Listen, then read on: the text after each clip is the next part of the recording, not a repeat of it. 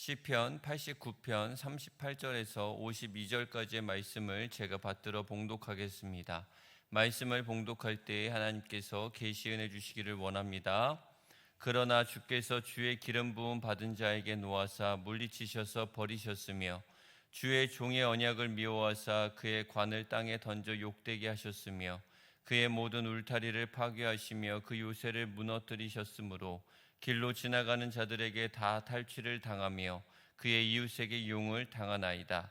주께서 그의 대적들의 오른손을 높이시고 그들의 모든 원수들은 기쁘게 하셨으나 그의 칼날은 둔하게 하사 그가 전장에서 더 이상 버티지 못하게 하셨으며 그의 영광을 그치게 하시고 그의 왕위를 땅에 엎으셨으며 그의 젊은 날들을 짧게 하시고 그를 수치로 덮으셨나이다.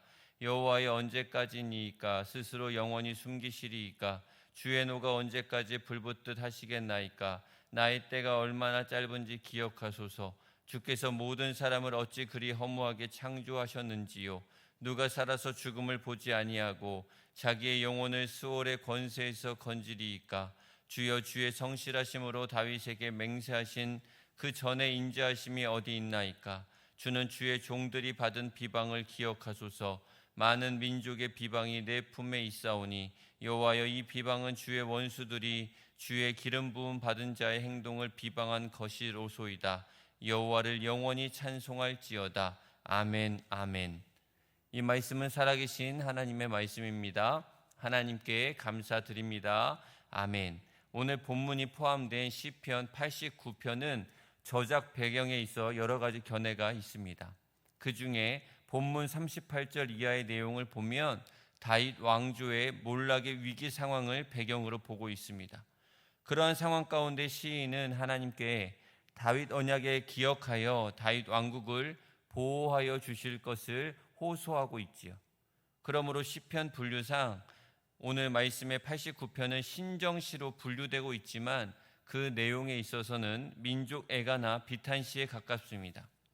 오늘 본문을 살펴보면 38절에서 45절은 다윗 왕조가 현재 직면하고 있는 위기 상황을 탄식하고 있는 내용입니다. 그리고 46절에서 51절은 다윗 언약을 수여하신 하나님을 향하여 속히 다윗 왕조를 위기에서 구원해 주실 것을 간구하죠. 끝으로 52절은 시편의 제3권 전체를 마무리하는 송영으로 보고 있습니다. 오늘 말씀을 통해 하나님께서 우리에게 주시는 메시지는 무엇일까요? 첫째, 그리스도인은 하나님의 말씀에 경각심을 가지고 받아들여야 합니다. 38절에 보면 화자의 인칭과 함께 내용도 180도 변한 것을 알 수 있어요. 37절까지는 화자가 하나님이었습니다. 그런데 38절부터는 시인이죠. 37절에서 하나님께서는 하늘의 해와 달처럼 후손의 왕위가 영원할 것임을 말씀하셨습니다. 이 말씀은 19절에서 시작된 하나님의 말씀의 결론입니다. 그런데 38절에서는 완전히 달라지죠. 하나님께서 기름 부은 자를 놓아사 물리쳐 버리셨다라고 진노합니다. 이 말씀은 45절까지 계속됩니다. 여러분, 그러면 오늘 말씀을 우리가 어떻게 받아들여야 할까요? 하나님께서 당신이 하신 말씀의 여운이 채 사라지시기도 전에 그것을 어기셨다라는 내용일까요? 그것은 아니죠. 시인이 말하고자 하는 바를 반대로 말한 거예요.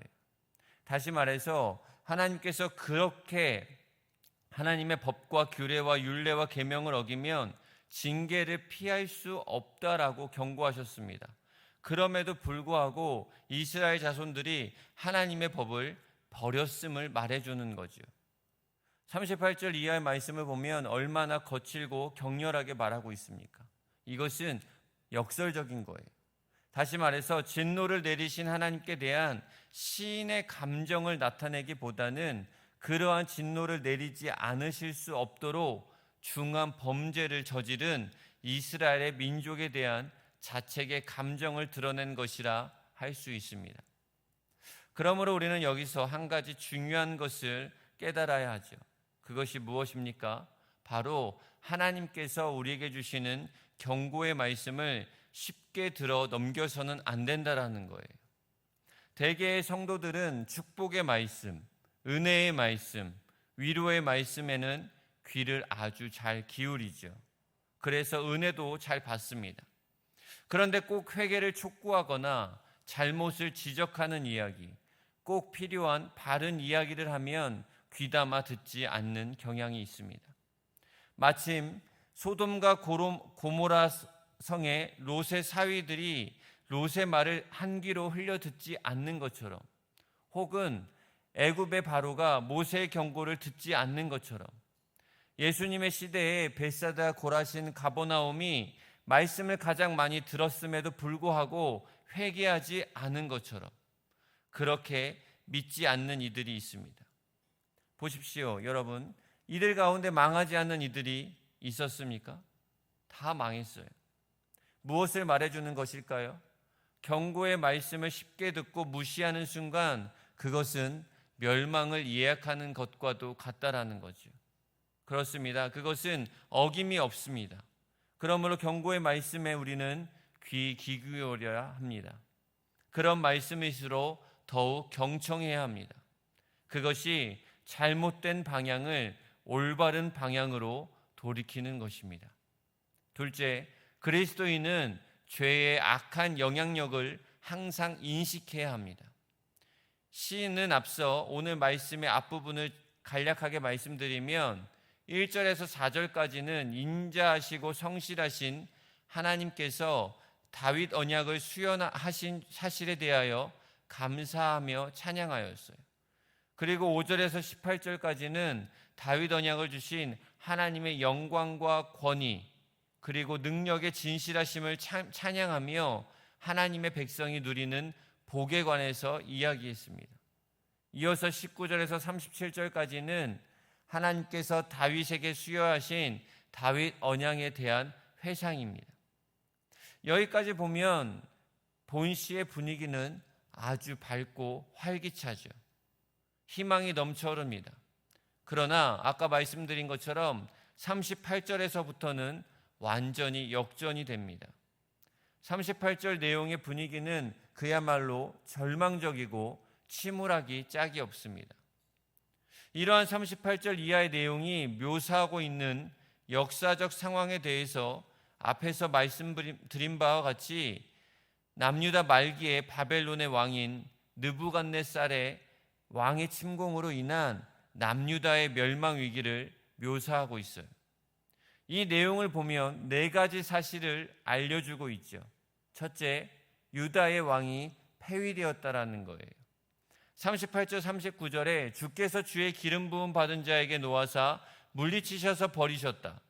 그리고 주의 종의 언약을 미워하사 그의 관을 땅에 던져 욕되게 하셨다라는 말은 왕의 폐위를 시사하는 말이기 때문입니다. 이는 아마도 여호와긴이나 시드기야의 폐위를 말하는 듯해요. 둘째, 약탈과 수치를 당하였다라는 거예요. 40절 41절에 그의 모든 울타리를 파괴하시며 그 요새를 무너뜨리셨다라는 말은 나라가 적들에 의해 완전히 유린되었다라는 것을 의미하죠. 셋째는 42절 43절에 전쟁에서 패하였다라는 거예요. 넷째는 44절 45절에 다윗의 왕가의 영광이 끝났다라는 거죠. 이 4가지 사실이 결국 말하고자 하는 것은 뭐죠? 다윗 왕국이 망하였다라는 거죠. 그렇다면 여러분, 다윗 왕국은 왜 이렇게 허망하게 망하고 만 것일까요? 하나님이 다윗 언약을 파기하고 다윗의 후손들과 다윗 왕국을 보호하시지 않은 까닭일까요? 주의 종의 언약을 미워하사 그의 모든 울타리를 파괴하시며 라는 표현 등은 다윗 왕국의 멸망의 원인이 하나님께 다윗 언약에 지키지 않고 다윗 왕국을 보호하시지 않은 결과처럼 보이게 하죠. 즉 하나님께 그 책임이 있는 것처럼 보입니다. 그러나 하나님이 다윗 언약을 파기하였기에 다윗 왕국이 망한 것이 아니에요. 신실하신 하나님을 언약을 파기하시는 법이 없습니다. 이후 선민의 회복과 예수 그리스도에 의한 다윗 왕권의 회복이 보여주는 것처럼 하나님은 언약의 대상의 상태와 상관없이 반드시 그 언약을 지키시는 분이죠. 다만 하나님께서 다윗 왕국을 보호하시지 않은 것만은 틀림이 없습니다. 그런데 하나님이 이처럼 다윗 왕국을 보호하시지 않는 것은 하나님의 불성실하심이 아니라는 거예요. 그 이유는 다윗 자손들과 선민이 범죄한 까닭이에요.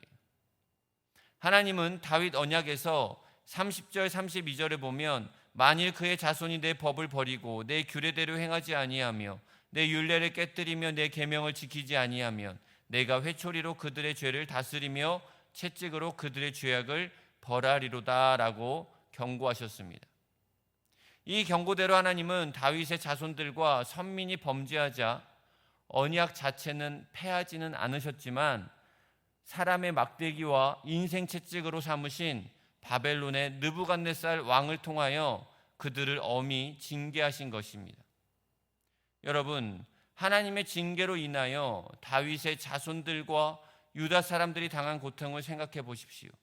나라를 잃고 부모 형제를 잃고 이방 땅으로 끌려가 포로 생활을 해야 했던 유다 사람들의 비극은 처참하게 그지없습니다. 그 이유가 무엇이죠? 바로 그들 자신의 죄가 그들을 비참하게 만든 것입니다. 죄란 우리가 생각하는 것 이상으로 파괴적인 영향력을 지니고 있습니다. 아담 한 사람의 범죄로 인하여 온 인류의 사망이 오고 온갖 질고가 닥쳤죠. 이처럼 파괴적인 것이 어디 있겠습니까? 죄는 영육 간의 완전한 파멸에 이르게 하는 심각한 것이에요. 그러므로 성도 여러분, 우리는 이러한 죄의 심각한 파괴력을 간과해서는 안 됩니다. 그리하여 우리는 죄를 두려워하며 절대적으로 멀리해야 합니다. 우리는 심각한 파괴력을 지닌 죄라는 것이 우리 안에 진지를 구축하지 못하도록 해야 합니다. 악에서부터 멀어지도록 부단히 애를 쓰는 저와 여러분 되시기를 주님의 이름으로 축복합니다. 기도하겠습니다. 사랑의 하나님 아버지, 저희가 때로는 축복과 위로의 말씀에는 귀를 기울이지만 저희의 죄를 지적하고 회개를 촉구하는 경고의 말씀에는 무심했던 적이 많았음을 고백합니다. 주님의 말씀을 흘려듣는 어리석음을 범치 않게 하시고 주님의 경고의 말씀일수록 더욱 귀 기울이게 하여 주시옵소서. 저희가 죄를 두려워하고 절대적으로 멀리하게 하시며 주님의 거룩한 말씀 앞에 저희의 죄악을 철저히 회개하고 주님의 보혈로 깨끗함을 입게 하여 주시옵소서. 저희를 괴롭히는 이 세상 가운데 살아가는 가운데 있습니다. 하나님 아버지께서 항상 동행하여 주셔서 하나님만 바라보며 하나님만 의지하는 우리 모두가 되게 하여 주시옵소서. 이 지역에 우리 교회를 세우셨사오니 사명 감당하게 하시고 사랑과 섬김으로 주의 뜻을 이루어가게 하옵소서. 교회를 이끌어 가시는 담임 목사님, 영육 간의 강건함 주시고 목양의 사역을 감당할 때 힘과 능력을 더하여 주옵소서. 여름 성경학교와 수련회 비전 트립을 준비하고 진행하는 가운데 있습니다. 하나님의 사랑과 임재를 경험하게 하여 주시옵소서. 육신의 연약함과 마음의 상처로 고통받는 환우들에게 주님의 보혈로 회복되게 하시고 위로하여 주시옵소서. 오늘 하루도 저희의 삶을 온전히 주님께 의탁하며 오늘 주님이 주신 말씀에 순종하며 살아갈 수 있도록 인도하여 주옵소서. 이 모든 말씀 저희를 사랑하시는 예수 그리스도의 이름으로 간절히 기도하옵나이다. 아멘.